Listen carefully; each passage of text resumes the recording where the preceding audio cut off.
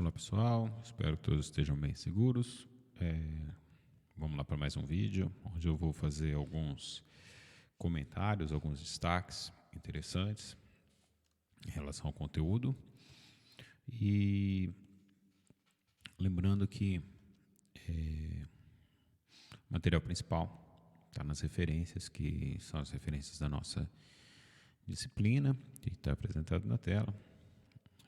Que é o livro do Casquilho, o livro do Rio e o livro do Raif para essa sessão. Bom, a gente está dando continuidade ao ensemble canônico.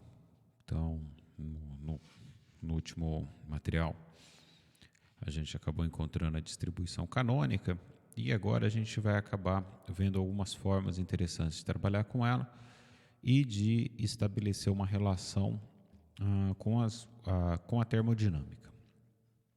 Então, uma das coisas que acaba sendo interessante em vários problemas que a gente pode acabar se deparando ao longo da vida é, na hora de efetuar o cálculo da probabilidade, nosso PDR, né, essa equação 2 que está apresentada aí na tela, às vezes é mais interessante a gente trabalhar não somente com a distribuição canônica, né, como ela está apresentada na figura 1, mas a gente agrupar estados com a mesma energia.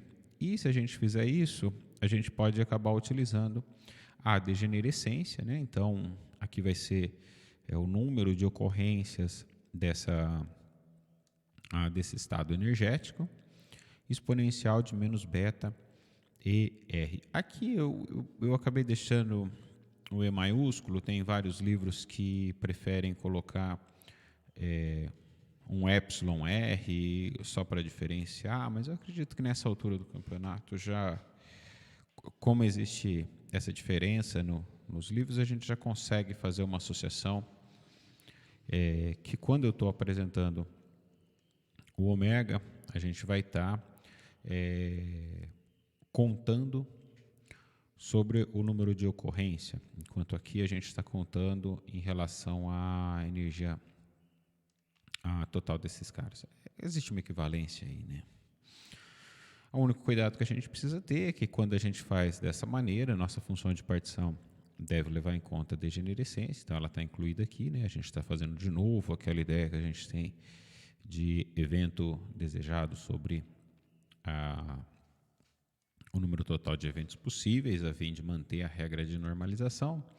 E uma das coisas que cabe a gente pensar nesse caso é que até o momento, acredito que a gente tenha conduzido tudo pela forma de um somatório. E nem sempre o uso do somatório ele vai ser conveniente para a gente. Então, lá na disciplina de Física e Estatística 2, a gente vai perceber que o somatório vai acabar sendo importante para a gente conseguir calcular as estatísticas de gases quânticos, porque a gente vai estar tratando energias muito pequenas, né? Energias que elas são comparáveis com kT, a gente já vai ver isso. Então, os estados podem ser, as energias podem ser consideradas discretas, que é o que dá origem à mecânica quântica, né? A ideia de quantizar a energia em pacotes, mas que, todavia, a hora que a gente está trabalhando, por exemplo, com um gás clássico ou uma situação clássica, temperatura ambiente de um gás ideal, essas energias desses estados energéticos, eles acabam tendo uma discrepância muito grande quando comparado com kT. Significa que, em relação a kT, essas energias elas estão muito próximas e aí eu devo enxergar o meu sistema como um sistema contínuo. Então, eu precisar fazer uma transformação do meu somatório para uma integral. Nessas condições, então, claro, a gente vai ter que ter um elemento aqui de integração, como está apresentado na equação 4, e a gente acaba tendo, no lugar da degenerescência, a gente acaba tendo uma função de densidade de estados, que vai ser uma função onde a gente vai integrar dentro do intervalo desejado. Quando eu falo intervalo desejado, eu estou falando intervalo do evento que a gente está buscando, ou seja, do evento desejado para o cálculo da probabilidade.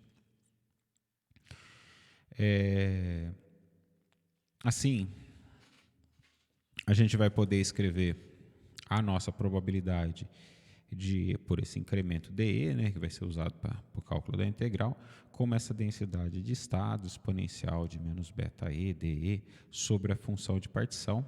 E aqui a nossa probabilidade vai representar uma densidade de probabilidade, já que eu estou calculando ela sobre uma densidade de estados aqui na equação 5. Então, aqui só para a gente exemplificar a escolha, se eu vou fazer o estudo pela forma discreta ou pela forma contínua, eu estou pegando aqui o exemplo, né, que o livro do Casquilho dá, e que está bem mais completo lá. Aqui são só comentários, onde eu vou olhar para dois estados, um estado de energia e o seu estado seguinte de energia. Então, por isso que aqui vai aparecer a variação da energia, né? A energia, uma energia, menos, aqui vai ser a energia seguinte menos a energia anterior. E se essa variação de energia ΔI ela for muito pequena, né? A diferença de energia entre dois estados, acho que a melhor forma de colocar é assim. Se ela for muito menor que kBt, a gente vai acabar enxergando isso como uma linha contínua. Bom, eu acredito que todos fizeram o curso de Física Matemática 2, Física Matemática 1 comigo. E lá no curso de Física Matemática 1 a gente aplicou uma ideia muito similar, que aqui pode ser relembrada a fins didáticos. A gente tem um modelo mental que foi quando a gente trabalhou com a série de Fourier, e a partir da série de Fourier chegou numa transformada de Fourier a fim da aproximação daqueles coeficientes da série, a fim de conseguir a transformada. E lembra que a gente conseguiu olhar para essas relações de escala de maneira a ficar contínuo ou discreto. Um outro exemplo que eu acabo gostando de empregar é a seguinte coisa, né? Vamos imaginar que esse kBt seja o número de passos de um ser humano, né? Vamos pensar dessa maneira, e que a gente está tentando se deslocar por um quarteirão, né? Então, se eu pegar e pensar nesse deslocamento por um quarteirão, eu vou ter um número discreto de passos. A gente consegue contar esse número de passos. Esse número de passos, vamos dizer assim, ele gera um número fixo para a gente. Por outro lado, se a gente pegar e colocar uma formiga para fazer esse caminho e comparar o passo dessa formiga com o nosso passo, ao olhar para a formiga andando ou correndo, né? Vocês escolhem. Mas a formiga andando, ela vai estar descrevendo um movimento que, para a gente, aos nossos olhos, é um movimento contínuo, né? Ou a gente pode até pensar naqueles relógios tem relógio que muda o ponteiro do segundo em inteiros, né? E tem outros que fazem pequeníssimas variações ali a ponto de parecer que a gente está tendo um deslocamento contínuo. Então, quem vai determinar para a gente se a gente vai estar usando uma integral ou se a gente vai conseguir discretizar o nosso sistema vai ser essa comparação com o kBt. Então, aqui o livro traz alguns exemplos, olhando para a razão das probabilidades.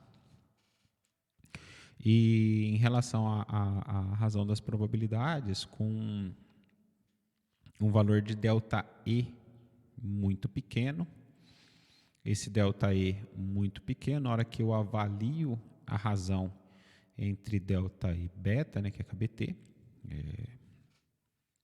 aqui, na hora que eu olho para as duas probabilidades, né, só para enfatizar, eu vou acabar tendo essa equação 2 dividido pela equação 2 para cada um dos estados que eu estou comparando, e daí que vai surgir o ΔE aqui no exponencial. Tá? Então, só para esclarecer essa parte, já que eu não explicitei ela aqui.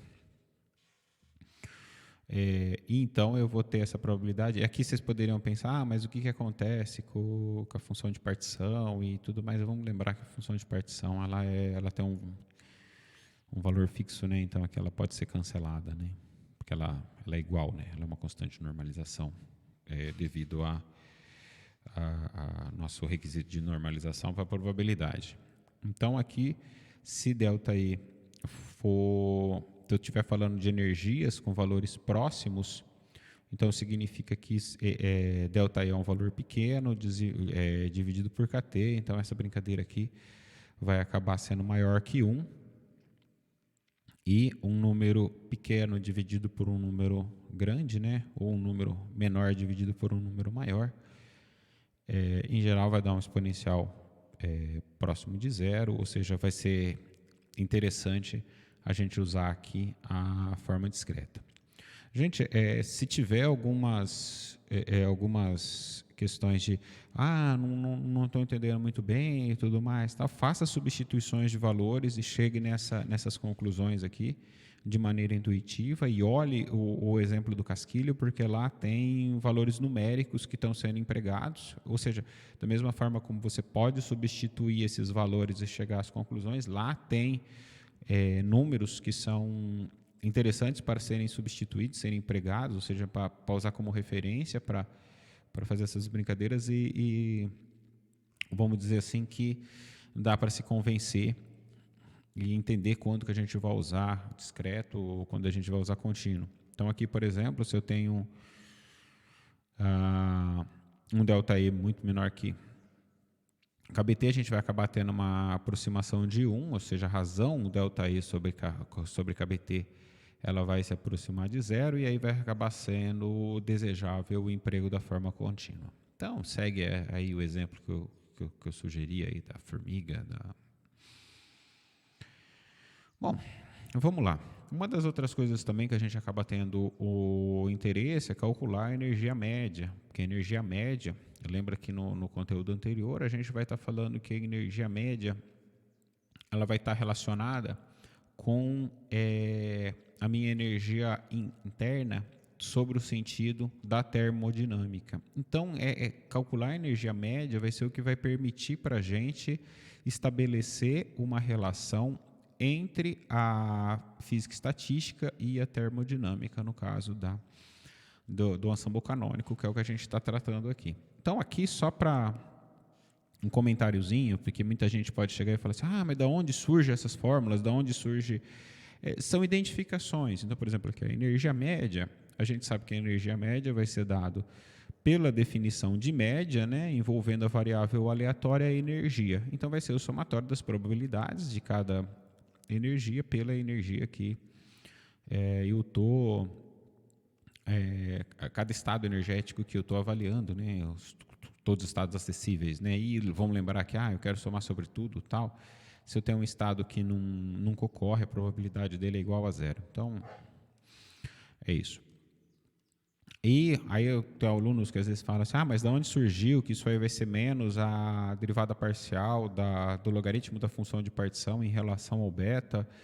É que se você pegar e abrir essas contas, né, você pegar e aplicar aqui no lugar da probabilidade, substituir a definição de probabilidade, a gente acaba chegando que o valor obtido ele vai ser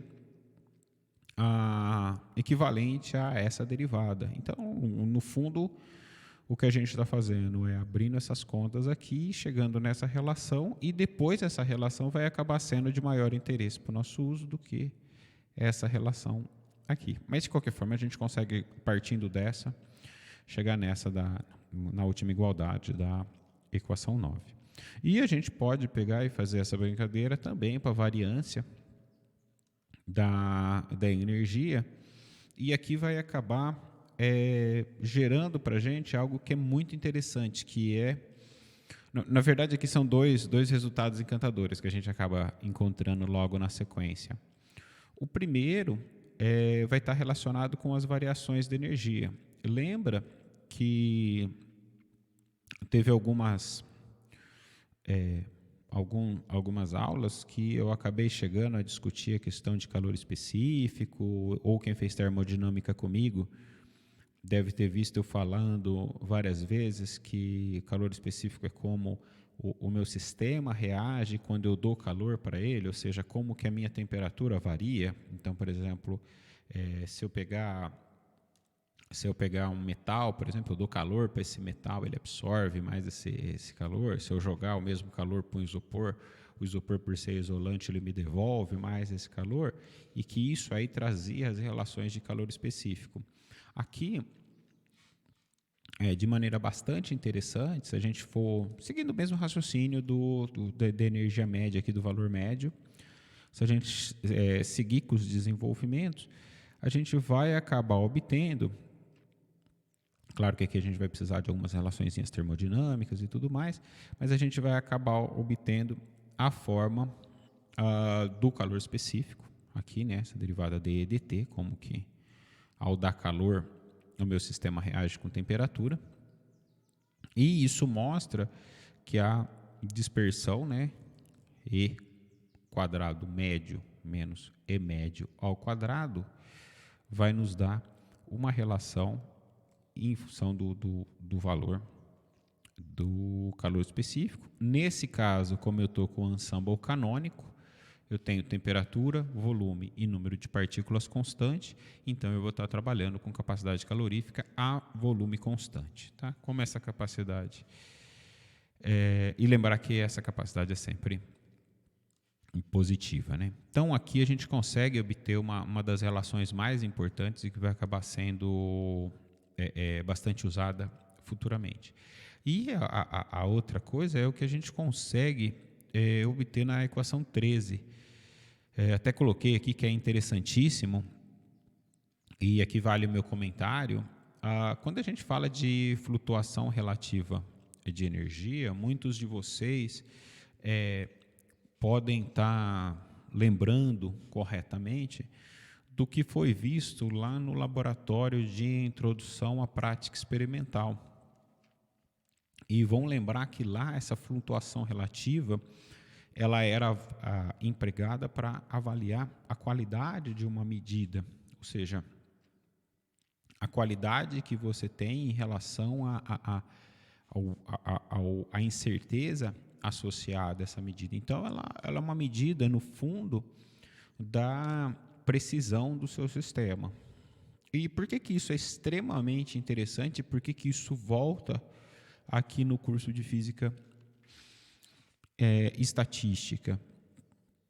Porque eu quero saber quanto que eu estou errando, ou seja, qual que é a precisão que eu tenho ao fazer os cálculos no meu sistema microscópio em comparação com o meu sistema macroscópio, que é a minha termodinâmica. E o que eu consigo verificar é que essa precisão ela é da ordem de 1 dividido pela raiz do número de partículas. Então, se eu estiver trabalhando, por exemplo, esses números de partículas vão ser da ordem do número de Avogadro. Então, isso significa que a física estatística ela tem uma precisão altíssima, altíssima, altíssima mesmo. Provavelmente você poderia estar pensando nesse momento, mas então essa precisão é maior do que a da termodinâmica? Sim. Ela é maior do que a da termodinâmica, mesmo porque na termodinâmica a gente tem alguns fatores que interferem, né? Toda vez que eu coloco um termômetro lá para tirar uma temperatura, eu estou perturbando o meu sistema e tudo mais. E aqui esse número é interessantíssimo. Mostra que a precisão da física estatística é altíssima. E, assim, esse é um grande resultado, um dos que diz que a gente pode confiar bastante desde que a gente faça a contagem de estados corretamente, né, numeração correta e tudo mais. Bom, por fim, me cabe tecer alguns comentários a respeito da conexão com a termodinâmica.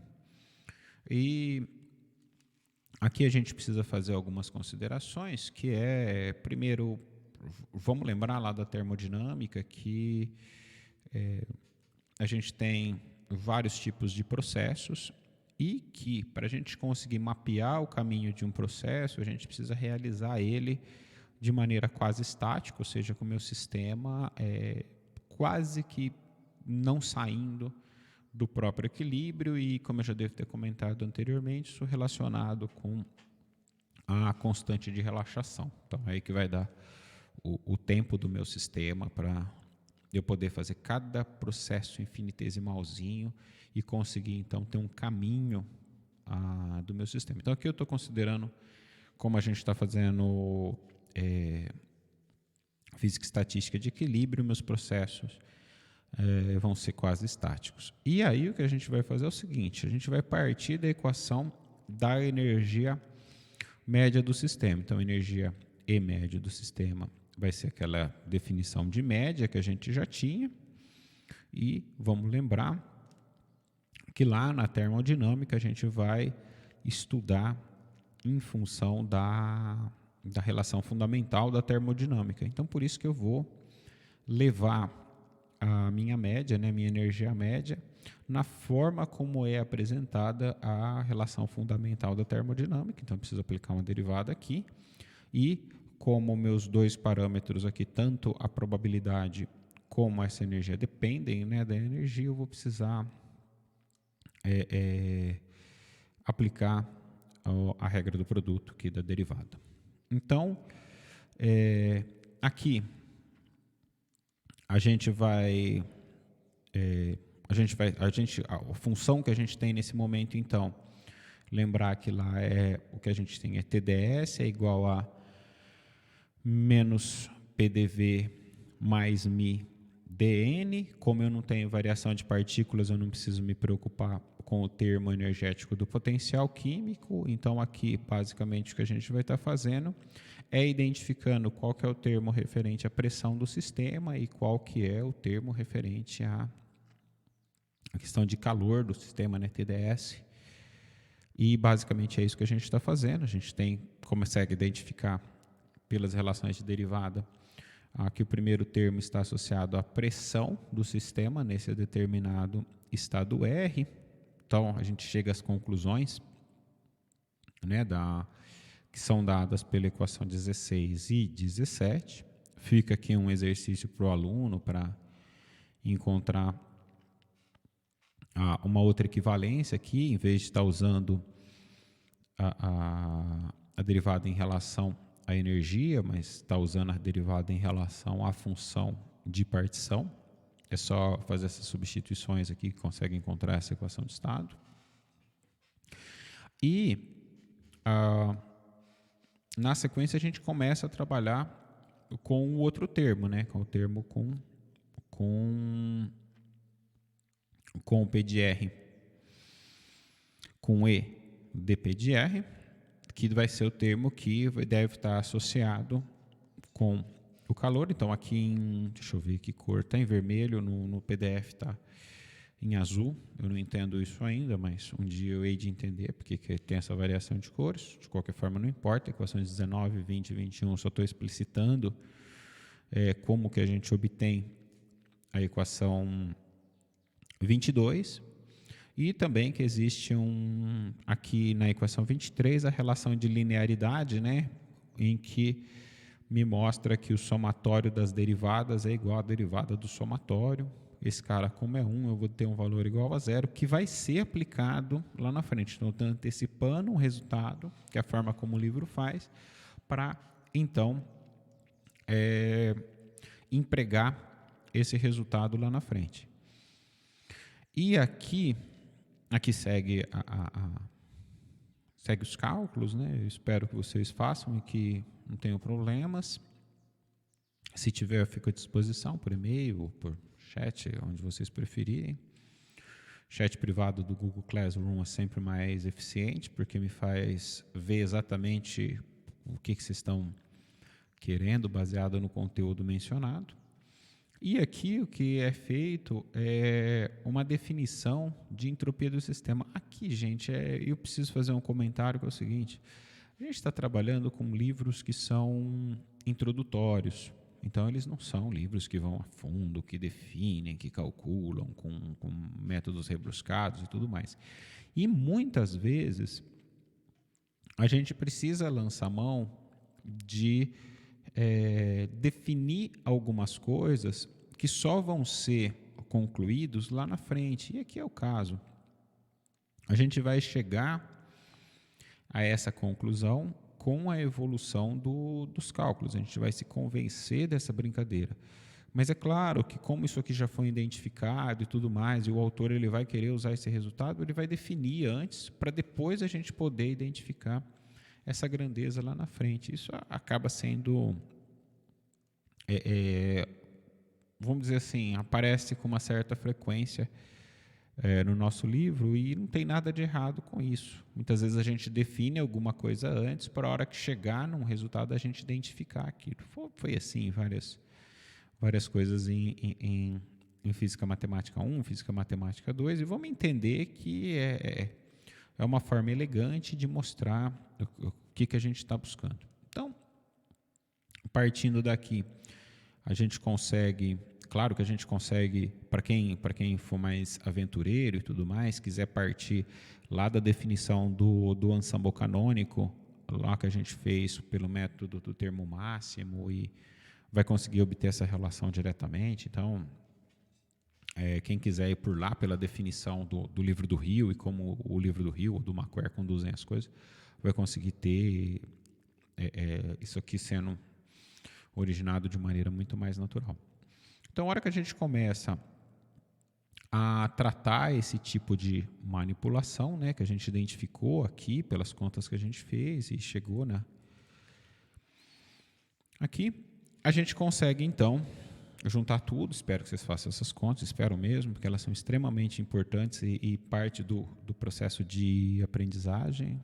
E ainda que eu tivesse com giz e lousa, eu acredito que cabe ao aluno fazer essas passagens pela importância delas.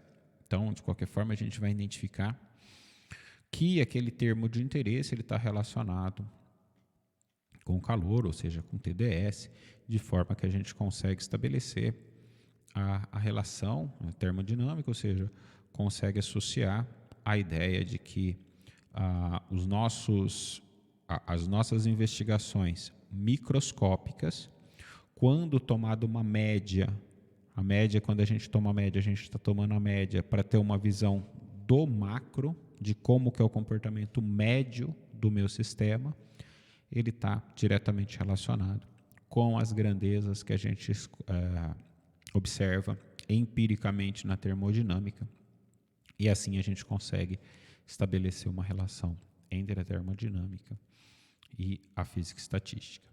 Eu paro por aqui, mas a gente continua fazendo fazendo métodos muito similares para outros sistemas. Então a gente vai acabar vendo como que isso funciona também em outros ensembles, equivalências dos ensembles e tudo mais. Então eu encerro por aqui e retomo em breve, com a esperança de vê-los bem seguros e saudáveis. Até logo.